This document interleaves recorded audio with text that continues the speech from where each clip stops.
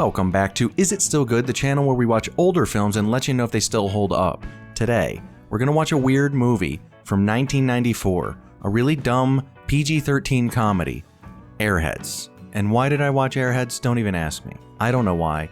It was on Hulu.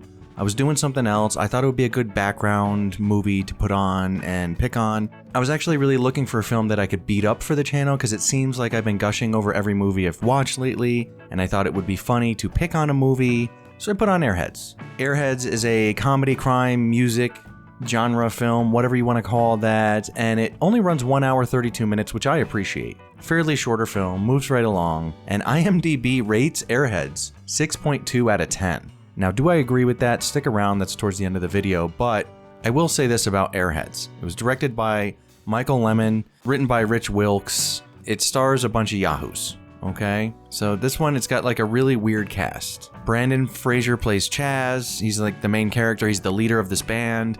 Steve Buscemi is his bassist, playing Rex.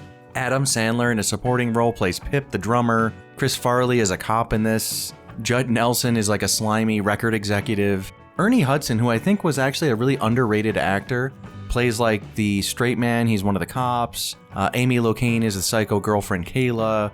And I think you get the point. David Arquette's in it. He's some like annoying background character. Michael Richards, Kramer, is actually hilarious in this. His physical comedy is like top notch in this. Now, as you can tell from the title of this vid, this is essentially Die Hard, told from the perspective of the terrorizers, right? Which we're supposed to be sympathetic to, while Michael Richards climbs through the vents and fights this invisible war against this band that takes over this radio station. And they take over the radio station with water guns that look real, that are filled with pepper spray. So really the kind of plot of the story is, it's a band struggling to make it, they really believe in their music, they're seeing other bands make it that suck and are gimmicky, and they feel that they are superior as far as more true to the soul of rock and roll than these bands that are making it because they have some sort of gimmick.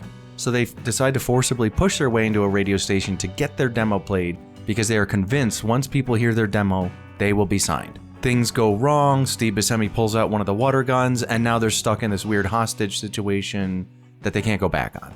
Cops are outside, a crowd starts to gather, and so on. We have cameos from Harold Ramis, Lemmy's in it, Beavis and Butthead call in on the radio. There's a scene where Rob Zombie's playing. It's very, very mid-90s, and I really miss the mid-90s, and I found myself kind of sucked into this one, and it's really funny. I wanted to pick on it. I wanted a movie that I could pick on, and I ended up sort of kind of enjoying it. I had a good time with it. I watched the whole damn thing, and it was really funny. Brendan Fraser was surprisingly good. Steve Buscemi is decent. I don't hate Adam Sandler in this role, and I can't stand Adam Sandler usually. I kind of figured out what happened to Adam Sandler too. He was really funny, sort of in a supporting role. And because of that, we made him a leading man, and the monster got away from us.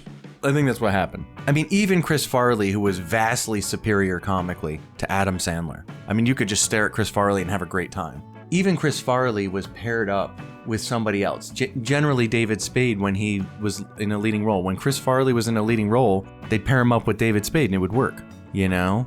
But with Adam Sandler, for whatever reason, we just let him run amok and be this main character in a lot of his stories, mainly because he was producing and writing it, I think.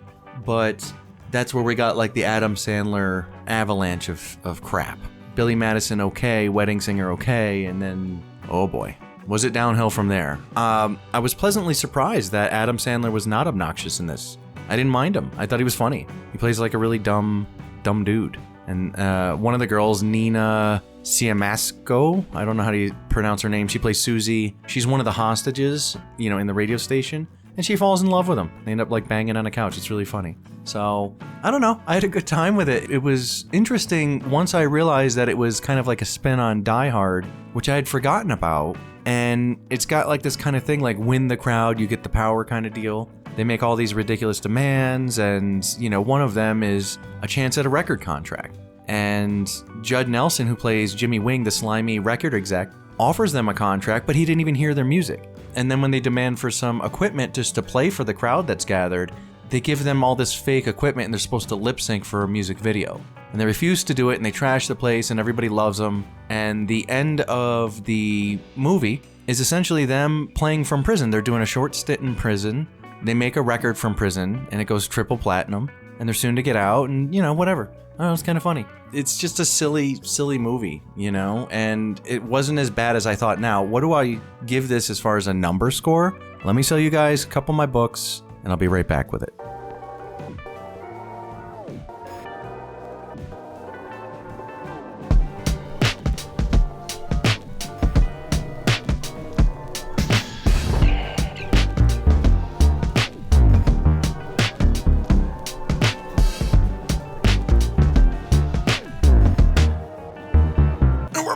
Okay, hopefully you guys purchased a couple of my novels. And remember, the Unkillable Joe audiobook is available now on Audible. Please check it out. I'm really proud of it. The narrator crushed it, and I think it's just hilarious. He brought new life to my words. And if you've already read Unkillable Joe, go ahead and get that audio version. It's a whole new ballgame. I think you're gonna love it. Okay, moving on.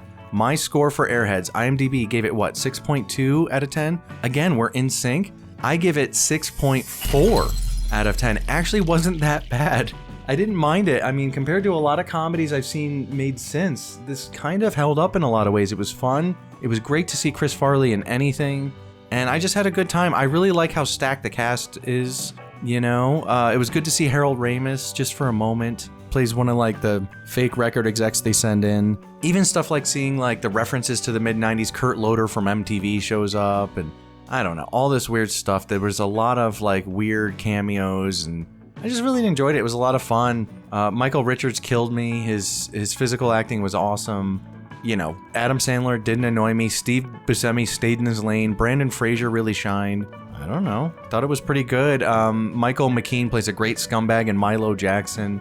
And I don't know. It was just not that bad, all things considered. Let me know what you think about Airheads. When's the last time you saw it? Would you watch it again? I don't know. I mean, I feel weird recommending it, but it wasn't awful. I don't know. I don't know how to put that. I mean, I want to pick on it, but I watched the whole thing. I have to be honest. I don't know. Decent message, really dumb movie. Didn't hate it. 6.4. I've talked way too much about Airheads. It's not that deep of a film, so I'm going to let you guys go, and I will see you next week on Is It Still Good?